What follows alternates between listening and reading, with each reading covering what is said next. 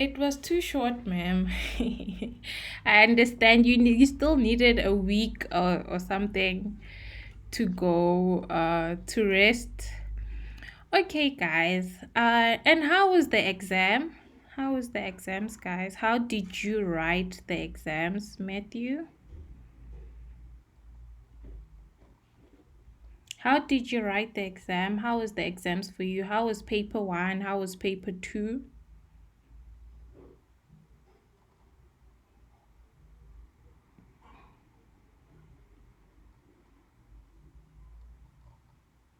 I think they were okay.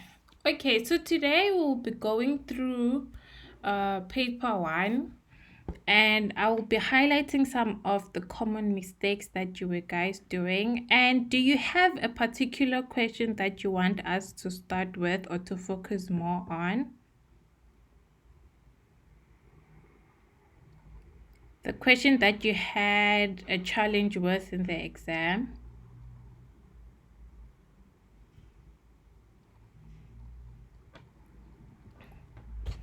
Yes, I'll send it to you through the group as well. So do you have any question, ma'am? Can you please maybe go the gravitational Newton's problem? Which was question what, Chloe?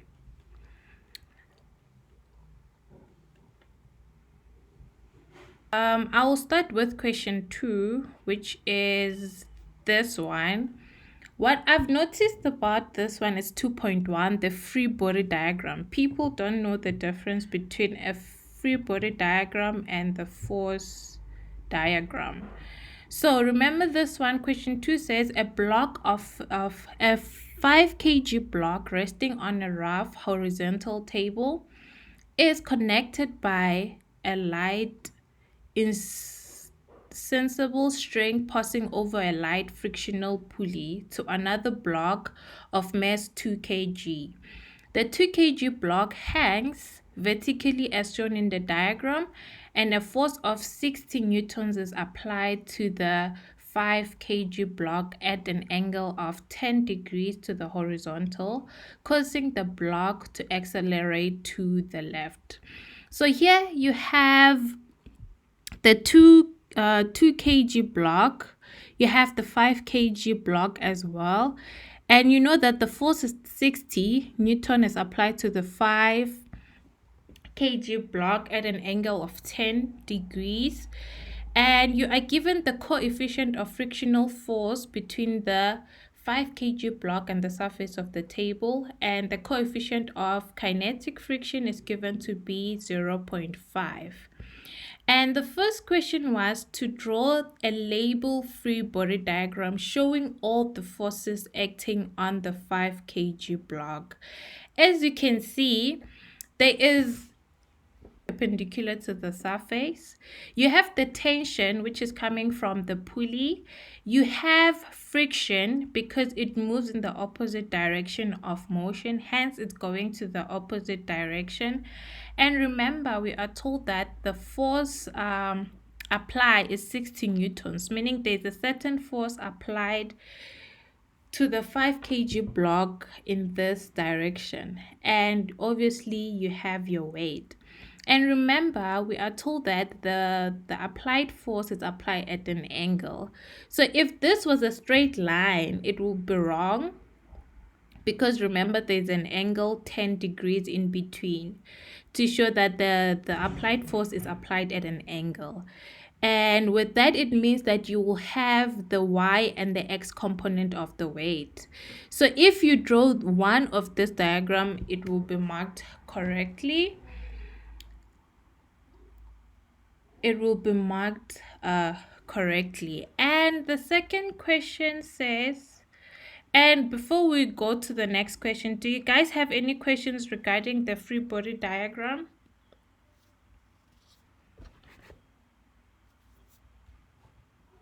Okay, so let's go to 2.2. 2.2, it goes back to knowing your y and your x component. And it says calculate the magnitude of the vertical component of the 60 Newton force. So you need to calculate the the y component of the applied force. And you know that the y component is given by Fy equals to the force applied sine theta. And we know that the applied force is applied in angle 10, so you just substitute 10.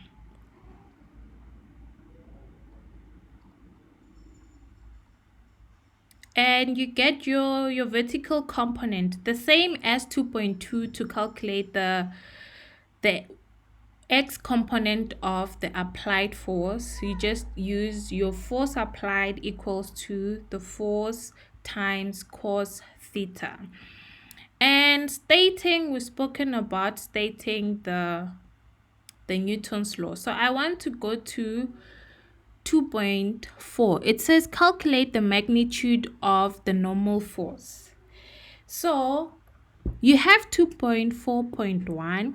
It says calculate the magnitude of the normal force acting on block F. What does this mean? You go here and check the forces that are up. The forces that are applied on the 5 block. And you want the normal force. You've calculated what your vertical component of the y component of the applied force is, and you have the weight, so you only focus on the vertical forces only. And I noticed that some people, they were including the other forces, hence they couldn't get this answer right. So in this case, remember, you only want to calculate the normal force. So you look from your free body diagram, like what do you have and what are you given. You know that your normal force is always perpendicular to the surface.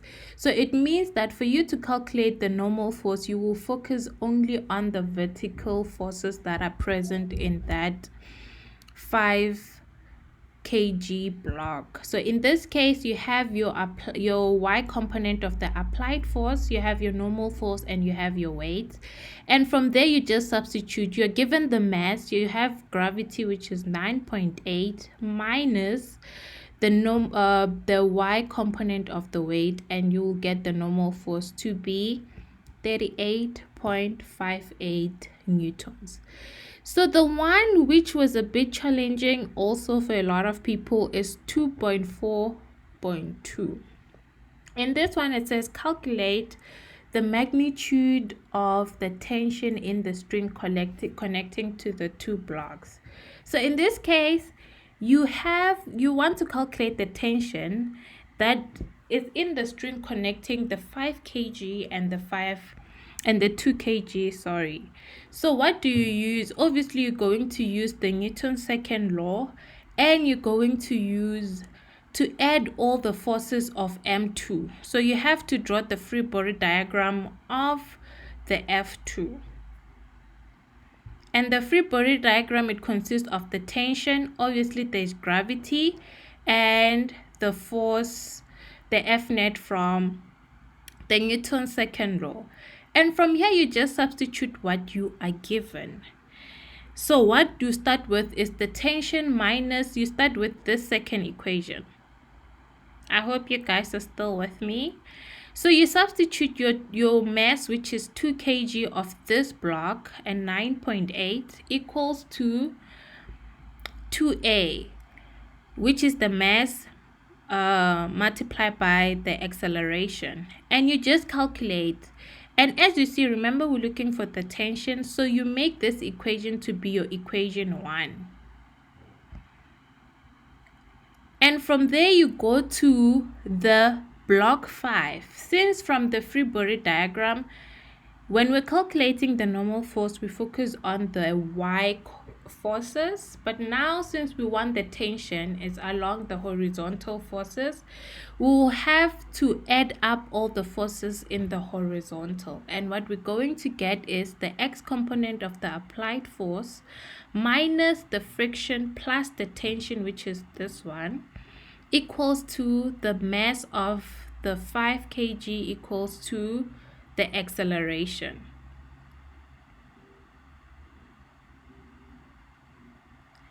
And from here, you just substitute what you are given. Remember, for friction, you are given the coefficient of friction to be 0.5.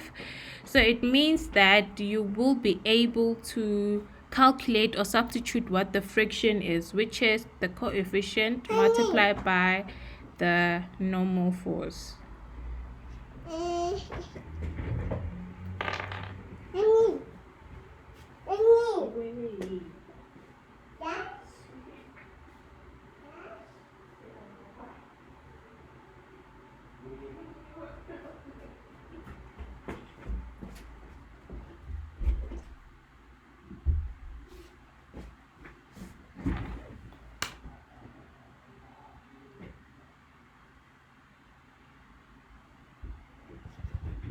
Sorry about that, guys. I'm back. I was still saying, since you're given the friction, you can be able to substitute your coefficient multiplied by the normal force, and you're going to make this the second equation. From there, you can calculate your acceleration, and from the first equation, you can be able to substitute what A is and to calculate for the tension. Are we together, guys? Yes.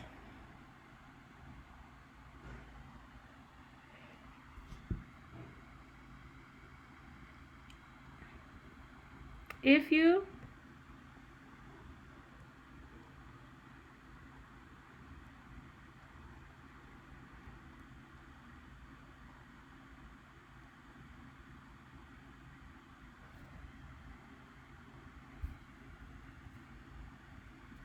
the fx to be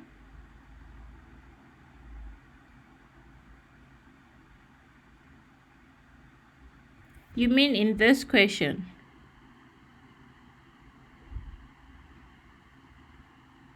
And what is the acceleration that you will get? Will you get the same value?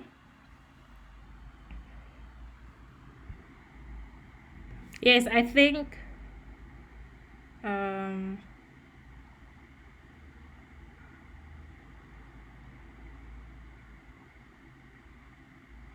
okay. And the substituting? Okay, wait. Did you substitute like your 6t cos 10 theta correctly and 5 correctly? Okay, I think you can get a mark for that. Yes, you can get a mark. Any other questions, guys?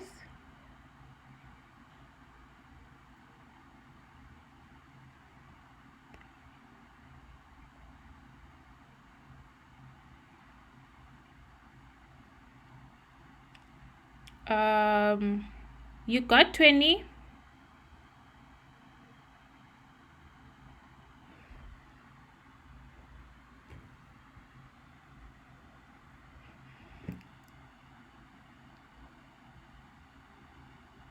Okay, can you please send me that particular question so I can look at it? Please send it to me so I can check for you like what went wrong or something.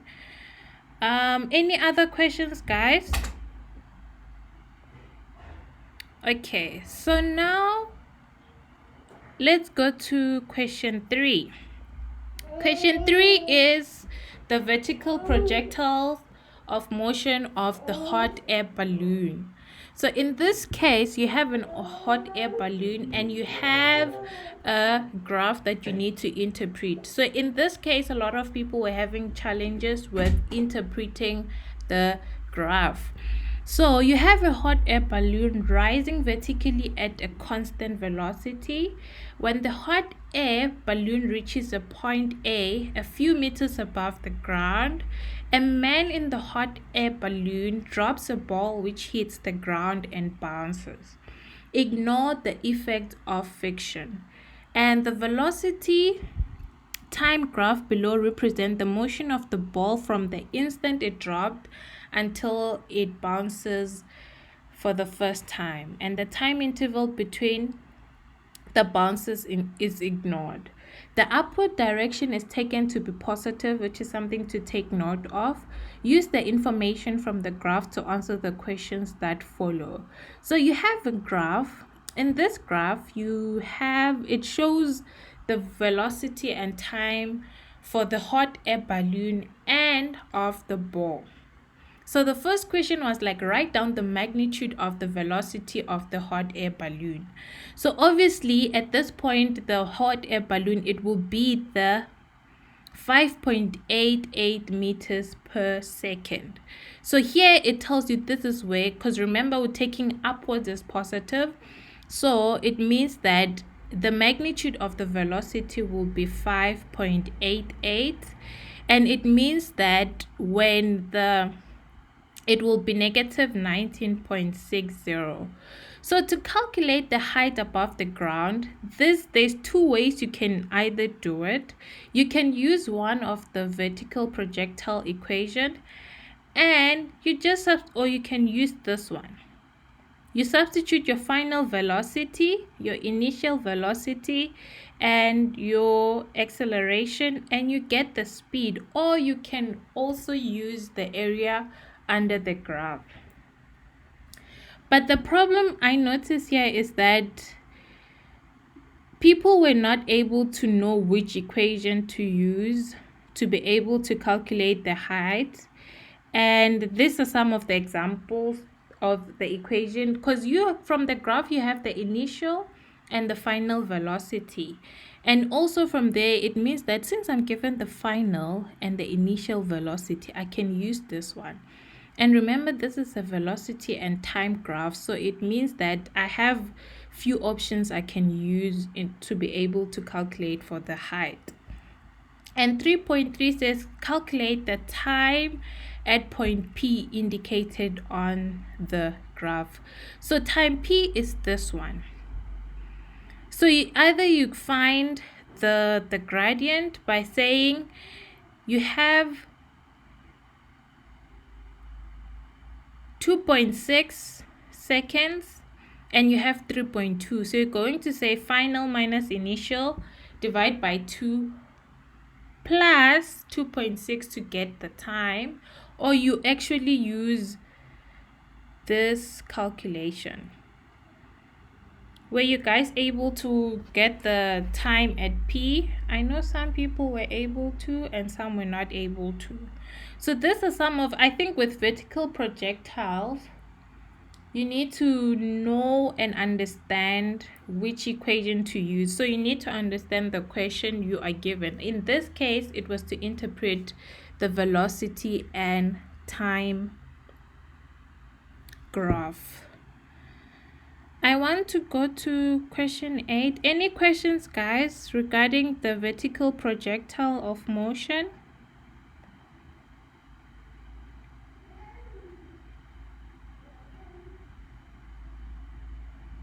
Chloe, is this one the one you're talking about?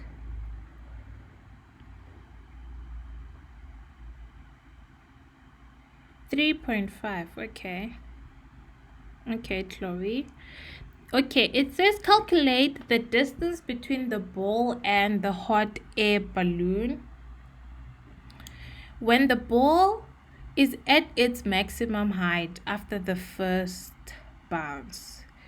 The distance between the ball and the hot air balloon when the ball is at its maximum height. So first for T, we have T is equals to 2.9, which is the time you've calculated from 3.3. Remember, this is the time at P indicated on the graph. So it means that this time here, it's when the ball, distance traveled by the ball once the ball was dropped. So here is the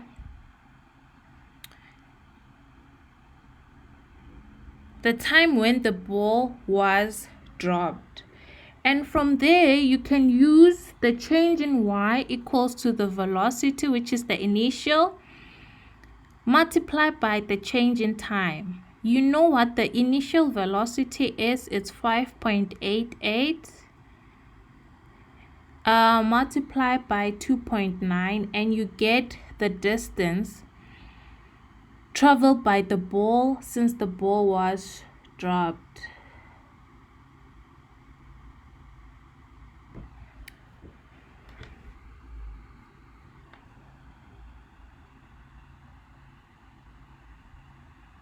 No, that's not the final answer. This is 4 marks. Remember, that's the distance traveled by the ball once it was dropped to get to this point.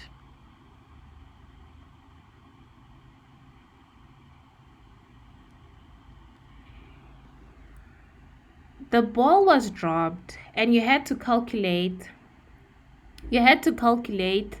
the time at P indicated for the ball, right? So this one is the distance, the height of the ball when it was dropped. And we get it to be 17.84 meters. Is that what you got, Talent? What answer did you say is the final answer? 17.05. No, it's only for 1 mark because you only calculated the distance traveled by the ball since it was dropped. That's the first part of the question.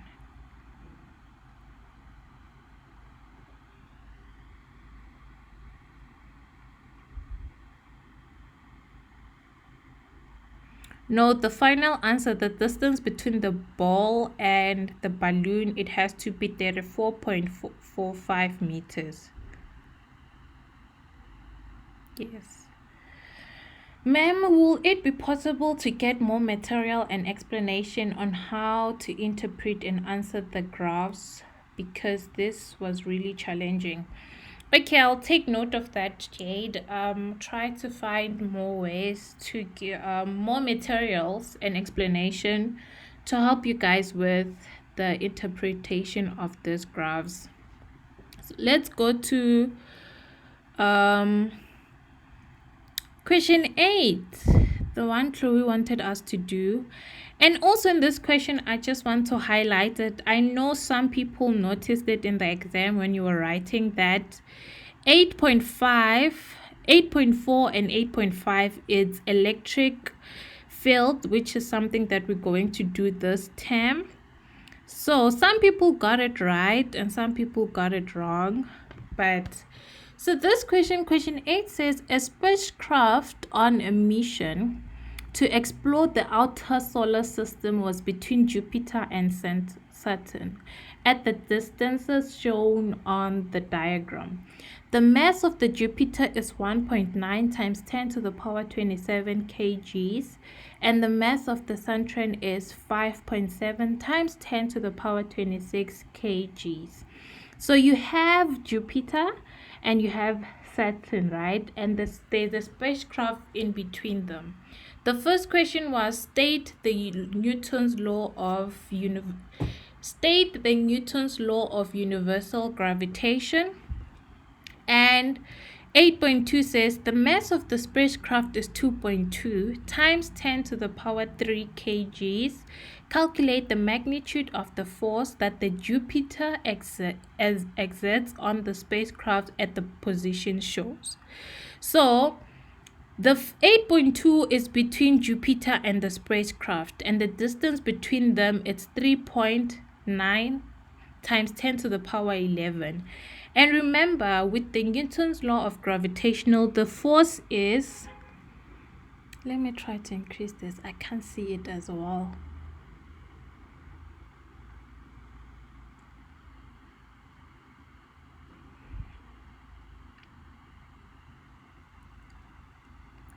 We need to calculate the force, the magnitude of the force that the Jupiter exerts on the spacecraft. So what are we given? We know what the mass of Jupiter is. We are given the mass of the spacecraft. And remember, this is the universal gravitational constant, which is 6.7 times 10 to the power negative 9. So you just substitute. So 8.2, it was between Jupiter and the spacecraft. And you will get the magnitude of the force that the Jupiter exerts on the spacecraft to be 1.84 times 10 to the power negative 3 newtons. What I noticed here, people forgot this squared. They forgot to square the distance between Jupiter and the spacecraft, and that made them to get the wrong answer.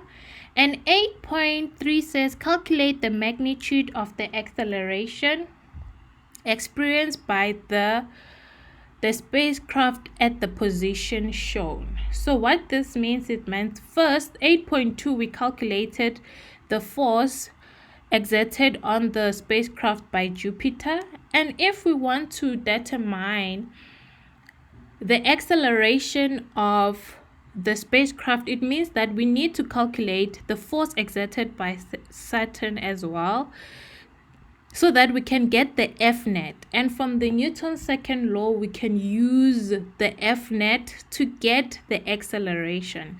So the first step will be to calculate the force exerted that the Saturn exert on the spacecraft. And remember, you are given the mass of the Saturn to be 5.7, and you're given the mass of the spacecraft to be 2, and the distance between them is 4.2 times 10 to the power 11, and you will get the force exerted by Saturn to be that. From there, the next step is to determine or to add the forces of the Jupiter and the Saturn to get the net force, and you will get the net force to be 1.6 times 10 to the power negative 3 newtons.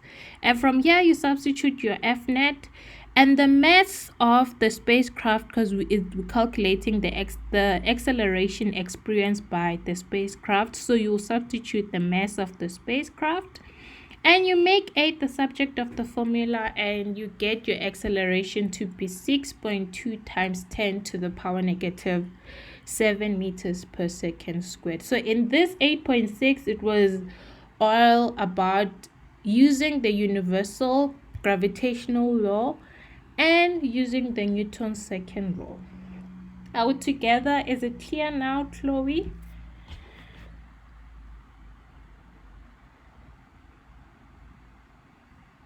Okay, any questions, guys? Any questions?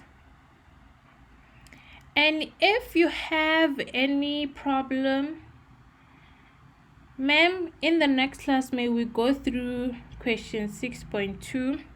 Okay, next class, which is on Thursday, I'll definitely do that. I'll take note of that, Jade.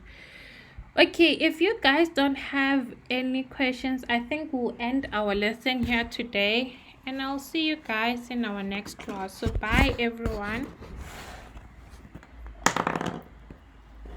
Yes.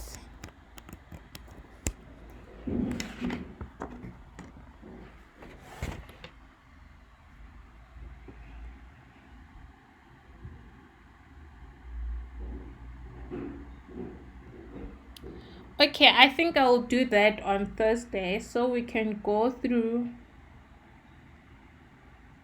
Okay, that's actually a good idea. So we'll do that on Thursday. Please remind me so that I can announce it so everyone joins at the same time, so that we can go through all the questions and difficult questions for both paper 1 and paper 2, because on Thursday we'll focus more on paper any question, but we'll also do paper 2 on Thursday.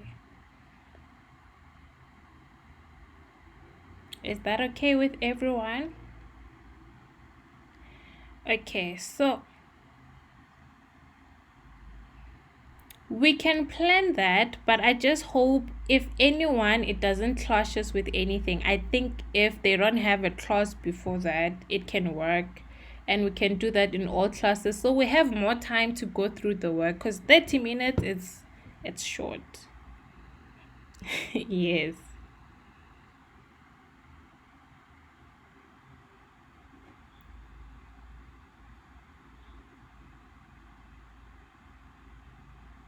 Okay, yes, I will definitely do that. So we can always have an hour every time we have classes, so we can do more work together.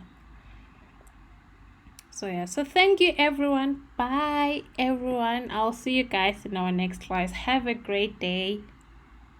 Farewell.